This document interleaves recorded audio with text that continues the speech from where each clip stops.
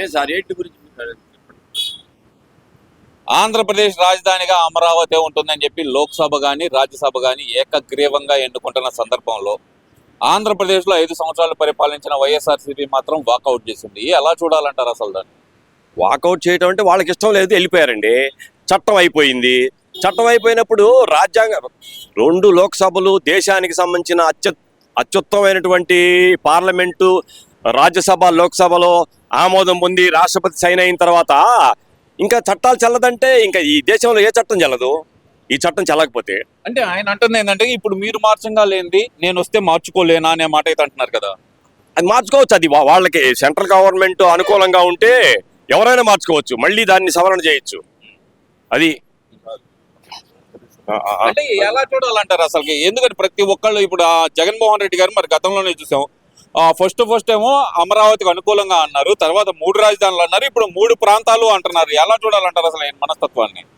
Sir, ఏదైనా సరే రైతుల దగ్గర భూములు తీసుకున్నారు, అక్కడ ఒక ఇది జరిగిపోయింది, ఒక అగ్రిమెంట్ జరిగిపోయింది. వాళ్ళకి కౌళ్ళు ఇవ్వటం, మరి ఎన్నాళ్ళు కౌళ్ళు ఇస్తారు? కౌలు ఇవ్వటం ఒక సమస్య. వాళ్ళని ప్లాట్లు అభివృద్ధి చేసి కౌళ్ళు ఆపేశారు అనుకోండి, కొన్నాళ్ళకి మళ్ళీ ఎక్స్టెండ్ చేశారు. కౌళ్ళు ఆపేసిన తర్వాత వాళ్ళ పరిస్థితి ఏంటి? ఇప్పుడు ఆ రైతులు మరి బతకాలి కదా. వాళ్ళు మొత్తం బేస్తో సహా, ఒంటి మీద గుడ్డలతో సహా ఇచ్చినట్టే దాదాపుగా.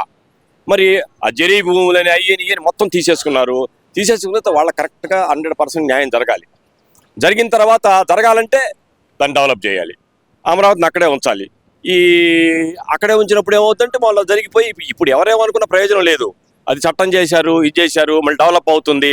దాన్ని డెవలప్ చేసుకుంటా పోవటమే. ఒక రోజు కాదు, సంవత్సరం కాదు, 20 సంవత్సరాలు అని పట్టచ్చు.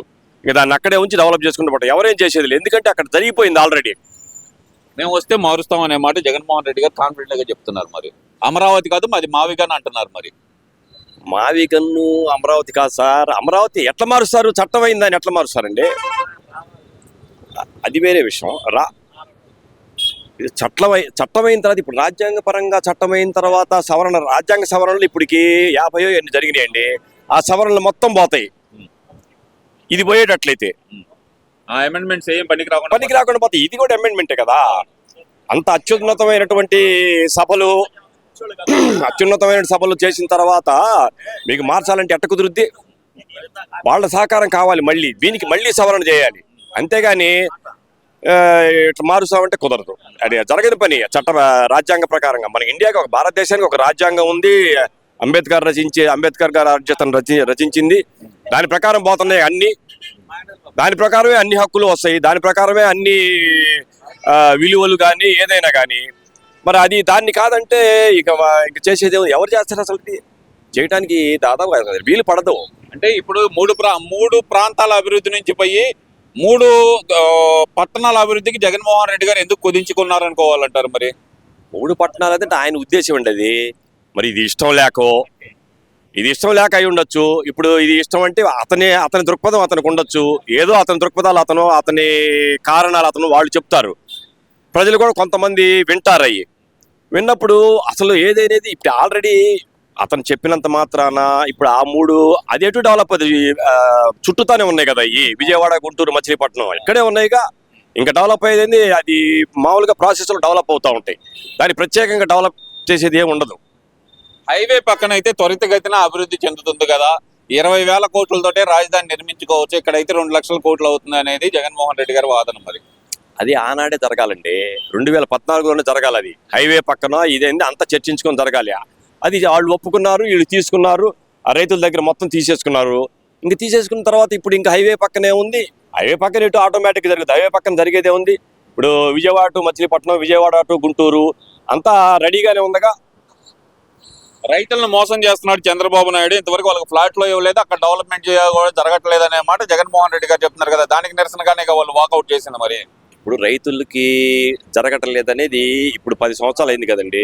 వాళ్ళకి జరగని మాటలో కొంత వాస్తవం ఉండొచ్చు, కానీ ఇక నిమ్మలంగా అది ప్రాసెస్లో రావాల్సిందే. వాళ్ళు కూడా ఓర్పు పట్టాలి, ప్రజలు ఓర్పు పట్టాలి, వీళ్ళు చెయ్యాలి. గవర్నమెంట్ అది సెంట్రల్ గవర్నమెంట్ సహకారంతో ఇప్పుడు చేస్తున్నారు. తర్వాత ఆ ప్లాట్లు అభివృద్ధి చేయాలి, రోడ్లు వేయాలి.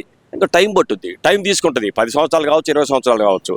ఆ రైతులు, వాళ్ళ సంతతి, వాళ్ళ వారసత్వాలు అన్నీ ఓర్పుగా వేచి చూడాలి. వాళ్ళకి వాళ్ళు ఈ డెవలప్ అయ్యేదాకా న్యాయం చేయాలి వాళ్ళకి. వాళ్ళది రైతుల తరపున పోరాటానికి మేము సిద్ధంగా ఉన్నాం అంటున్నారు కదా. రైతులే పోరాడారు కదండి. ఇంకా రైతుల తరపున పోరాడేది ఏంది? రైతులు వాళ్ళు అన్నాళ్ళు పోరాడారు, జైళ్ళకి వెళ్ళారు, వాళ్ళు అక్కడ ఉన్నారు ఇక్కడ ఉన్నారు. ఇంకా వాళ్ళ తరపున పోరాడేది ఏముంది? వాళ్ళ దగ్గర పోరాడేది ఏముంది సార్? వాళ్ళ దగ్గర పోరాటానికి ఇంకా ఎవరి తరపున పోరాటానికి ఏమీ లేదు. అక్కడ అంతా జరిగిపోయింది. అది వండారు పెట్టారు అక్కడ, ఇక తింటే ఆలస్యం అది. Okay sir, thank you.